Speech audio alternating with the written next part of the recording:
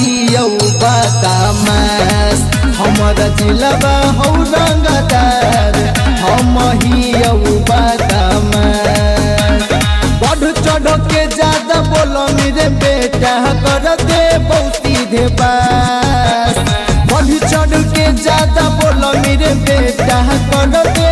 सीधे बास हमारा जिला हौ रंगदार हम हियौ बदमाश हमारा जिला हौ रंगदार हम हियौ बदमाश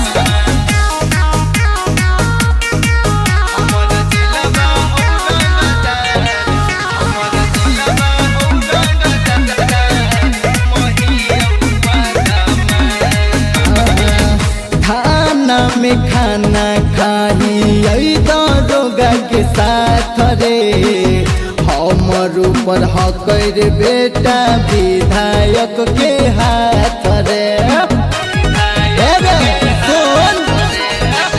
खाना में खाना खाही दरोगा के साथ रे हमर ऊपर हक रे बेटा विधायक के हाथ रे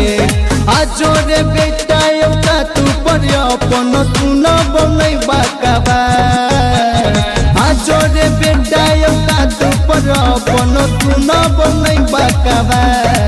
हमर जिला हौ रंगदार हम हियौ बदमाश हमर जिला हौ रंगदार हम हियौ बदमाश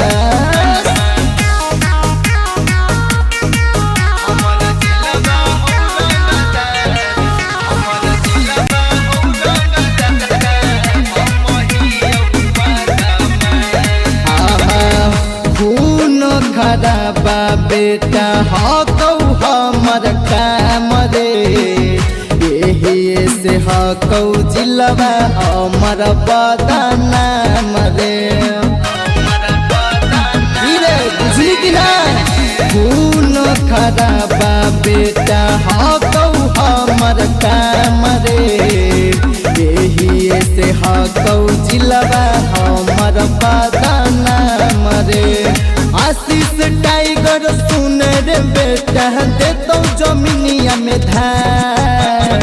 आयुष में हटा सुन रे बेटा देतो जमीनिया में धान हमारा जिला हौ रंगदार हम हियौ बदमाश हमारा जिला हौ रंगदार